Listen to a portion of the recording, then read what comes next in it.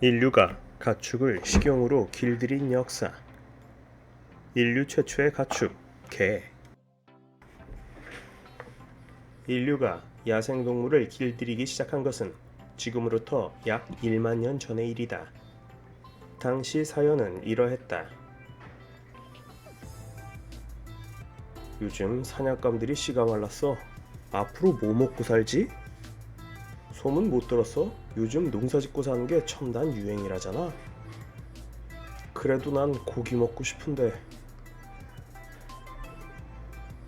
그럼 짐승을 잡아다 직접 키워서 먹어보던지. 오, 그런 방법이 있었어?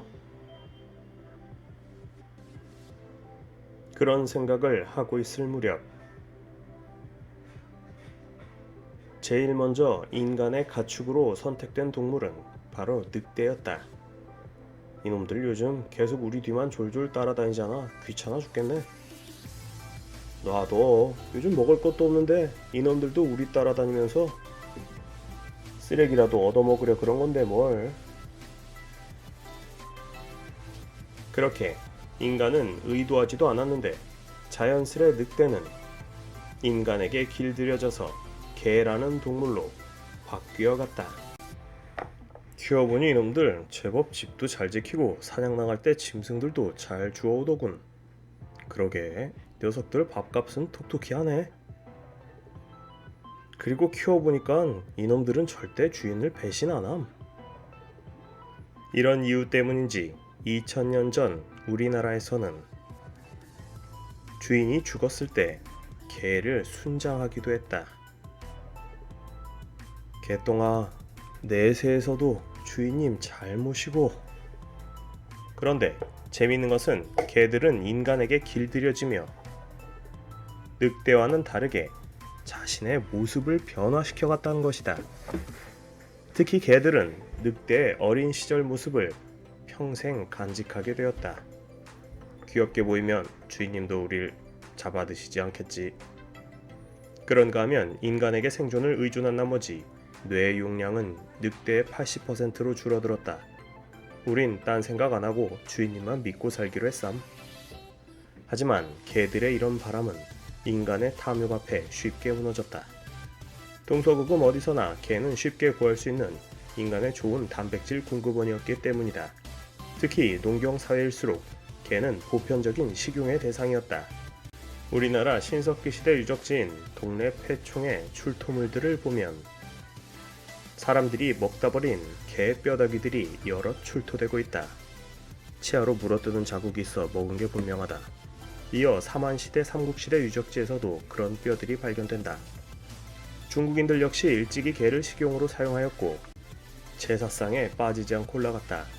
심지어 논어에는 이런 구절도 있다. 제사 때는 반드시 개고기를 쓴다.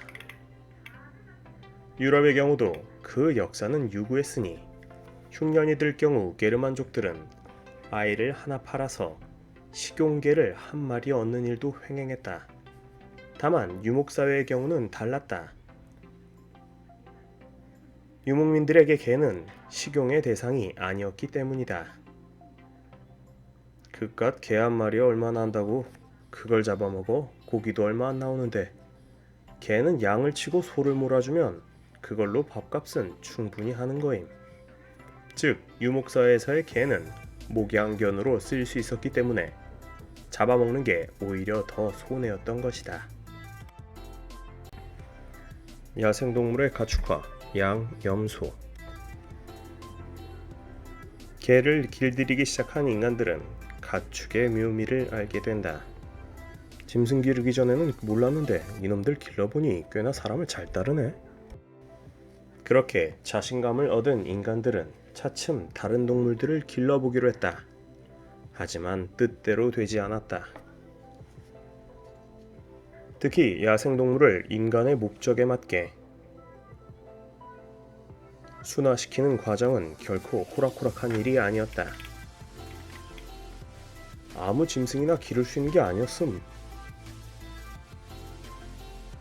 그러게 어찌나 겁을 내고 도망만 치려는지, 또 사납기는 어찌나 사나운지. 가축이 된다는 것은 동물의 타고난 생활 양식을 그 근본에서부터 변화시키는 것이기 때문에 대다수의 동물은 가축화에 성공하지 못했던 것이다. 결국 인류는 수없는 시행착오 끝에 몇몇 동물들만을 길들이는 데 성공한다. 1만 년 동안 지구상에는 4천여 종의 포유류가 서식했지만 이 중 인간의 시험에서 최종 합격을 받아 가축으로 길들여진 동물들은 개, 고양이, 사냥, 소, 돼지, 말, 낙타 등 불과 10여 종에 지나지 않았다. 야생동물에서 가축이 된다는 것은 0.25%의 바늘구멍 통과 확률임. 그러니 너희들 영광인 줄 알아라. 여기에 닭, 오리, 거위와 같은 가금류도 합격 판정을 받는다. 이 중 개와 비슷한 시기인 1만 년 전부터 인간에게 길들여지기 시작한 동물이 있었으니 바로 양과 염소였다. 이 두 녀석들이 가축이 된 사연은 이랬다. 이놈들은 성질도 온순하지만 사슴이나 영양처럼 빨리 달리지 못해서 달아나더라도 다시 붙잡을 수가 있어. 그뿐이 아니지, 이놈들은 고기만 주는 게 아니라는. 밀크, 이게 죽이거든. 맞아. 그리고 털가죽도 괜찮지. 양과 염소는 여러모로 쓰임새가 많았던 것이다. 그러는 사이 양과 염소들은 점점 순한 가축의 모습으로 변화되어 갔다. 순양의 경우 뿔이 없어지고 양들은 털이 덥수룩해졌다. 뿔이 있으면 사람들이 다쳐 뿔 같은 건 없는 편이 좋음. 또 털이 덥수룩하면 가죽을 얻기 위해 애써 짐승을 죽이지 않아도 됨. 털만 깎아서 쓰면 되니까. 이렇게 사람들의 선택에 의해 가축의 품종은 개량되어진 것이다. 야생동물의 가축화, 소, 돼지의 경우 중동 지역에 살던 양과 염소를 기르는 데 성공하게 된 인간들은 지금으로부터 8천년 전쯤 좀 더 대담한 모험을 한다. 목표는 사나운 야생들소였다. 인생 뭐 있어? 함 해보는 거지. 그랬는데 결국 성공한다. 와, 이놈들 체격도 엄청나고 젖도 엄청 나오고. 하지만 가축화된 소는 힘이 탁월했기 때문에 곧 식용으로서의 가치보다 노동력으로서의 가치가 더 부각된다.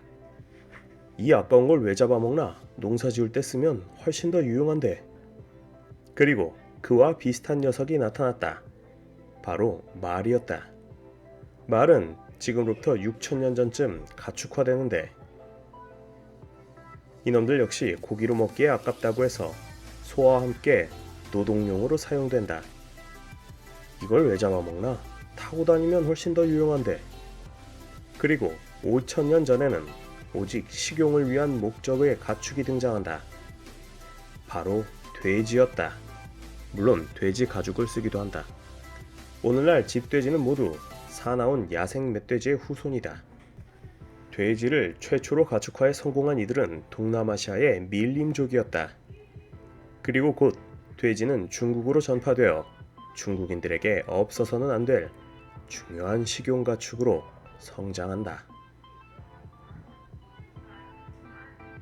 고대 중국인, 돼지는 절대로 버릴 데가 없음. 고기는 먹고 가죽은 갑옷이나 방패 만들고 뼈는 도구를 만들고 털은 소를 만들 수 있지. 이렇게 고대 중국인들은 돼지의 모든 것을 아낌없이 이용하려 했다.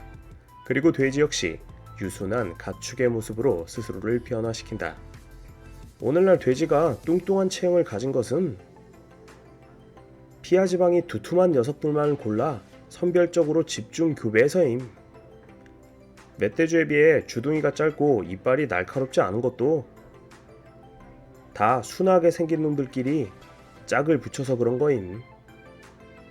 꼬리가 돌돌 말린 것도 돼지끼리 서로 꼬리를 물어뜯어 잘라먹지 않기 위한 거지. 이놈들이 워낙 잡식이라 자기 동족들 꼬리도 뜯어먹거든.